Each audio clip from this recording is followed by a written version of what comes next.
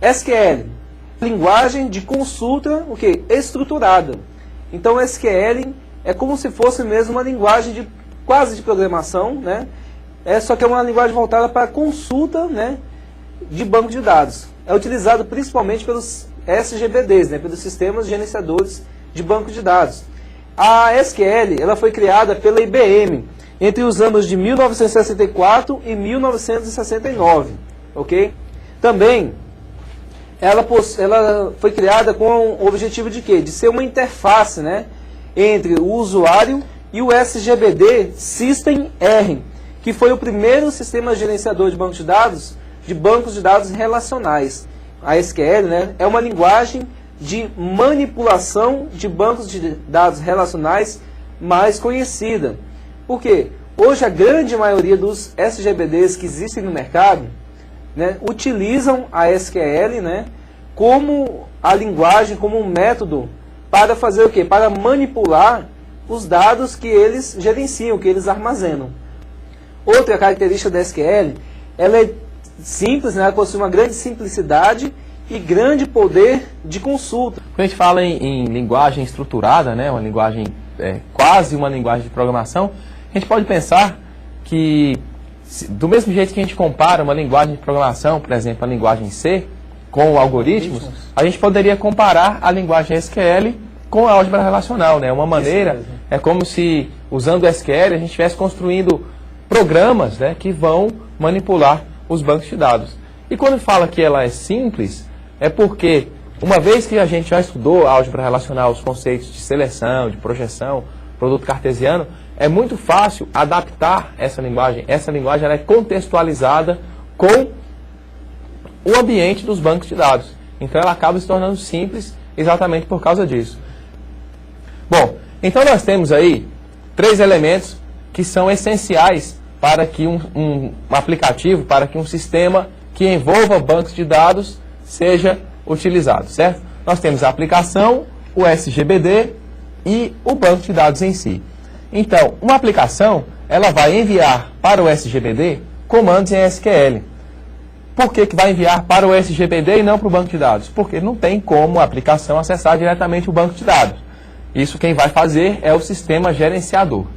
O sistema gerenciador de banco de dados, ele vai enviar esses comandos, ele vai processar esses comandos sobre os bancos de dados e vai extrair uma informação de volta e os dados resultantes da consulta vão ser retornados para a aplicação, certo? A aplicação envia comandos, né, que o desenvolvedor cria nesses comandos, ele envia comandos para o SGBD executa, né, em cima dos dados que ele está armazenando e conforme foi o que eu pedi, ele vai me devolver um retorno, seja vai me retornar dados ou ele vai me retornar também e dizer assim, olha, a tabela foi apagada, o registro foi apagado com sucesso.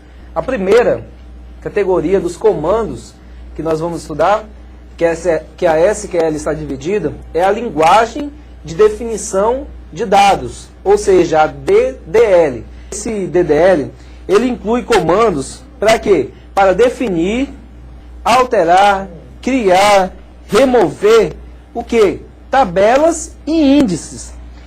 Os comandos DDLs, eles são comandos que vão me criar, né, vão criar e manipular estruturas, né, as estruturas nas quais os meus dados estão organizados. Então é dessa forma, é para isso que servem os comandos DDL. É muito importante você saber, né, prestar atenção nessas categorias de comandos, porque muita gente pergunta, que tipo de comando ele pode executar? Um DDL, DML, DCL, aí você pode ficar perdido depois sem entender. Nossa próxima categoria de comando é a linguagem de manipulação. Veja essa palavra aí, ó, manipulação de dados. Essa categoria, ela inclui comandos para inserir, atualizar, remover, consultar os dados. Olha aqui, ó, lá embaixo, os dados, ok?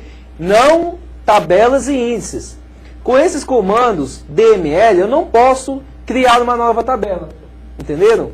Com o comando DML, eu não posso consultar um dado que está lá dentro, que está armazenado. Com o comando DML, eu já posso consultar, posso incluir um novo dado dentro do banco de dados, mas eu não posso criar então uma tabela com ele. Tem a categoria DCL, que seria Data Control Language, ou uma linguagem para, ou comandos, né, para controle de dados. Sobre os comandos DCL, nós vamos falar com mais detalhes futuramente, certo? Então veja só, se a gente considerar que SQL é uma linguagem, né, procedural, que é parecida com a linguagem de programação, assim como as linguagens de programação, ela também trabalha com tipos de dados. Como assim tipos de dados? Se eu quero fazer uma consulta a um banco de dados, a minha aplicação ela tem que estar preparada para manipular os dados que serão retornados pelo banco de dados. Então, existe a necessidade de uma compatibilização entre os dados retornados pela consulta e os dados que serão manipulados, a forma como os dados serão manipulados na aplicação. Por isso, em linguagem SQL, também são definidos tipos de dados. Vamos ver os principais tipos de dados aqui. Nós temos o integer, decimal, float, real, double precision e small int. Esses tipos de dados são todos tipos de dados numéricos. Se você fizer uma relação direta, por exemplo, com a linguagem de programação C, você vai encontrar uma correspondência entre esses tipos de dados. Fica fácil você entender a que tipo de dados esses tipos aqui da SQL se referem. Seguindo aqui, nós ainda temos os tipos char, varchar, que são tipos de dados para caracteres, bit, bit varying, date e time, que são tipos aí variados. Por exemplo, o tipo bit pode ser para informações booleanas, 0 ou 1, verdadeiro ou falso. O tipo date, ele vai ser usado para datas. E o tipo time para armazenar um determinado horário. A utilidade disso é que em muitas situações, quando usando banco de dados relacionais, é importante que a gente armazene a data. Então, a definição de um tipo próprio da linguagem SQL para trabalhar com esse tipo de dados vai facilitar aí todo o processamento e armazenamento dos dados que serão armazenados e manipulados pelas aplicações. Também ela possui operadores, similarmente a uma linguagem de programação. Os operadores nós dividimos em lógicos, né? Operadores lógicos, quais são? AND, OR ou NOT. AND é uma somatória, né? Você vai estabelecer se, por exemplo, né, a condição A e a condição B acontecerem, então façam isso. Outro exemplo lógico é o OR. No OR você vai estabelecer condição 1 ou a condição 2 deve acontecer para que aquele resultado seja verdadeiro ou seja executado algum comando. E o operador lógico é o NOT, né? O NOT, como é em inglês mesmo, né? Ele é de negação, ok? Ele está negando então uma condição. NOT in, não está dentro de um parâmetro, ou NOT verdadeiro, não é verdadeiro. Os operadores relacionais, o maior, menor, maior igual, menor igual, diferente, like, né? Like é parecido, né? Vocês vão entender ele melhor quando nós formos utilizar. Ele é um comando de consulta, né? E o between. O between quer dizer entre, né? Está entre dois valores.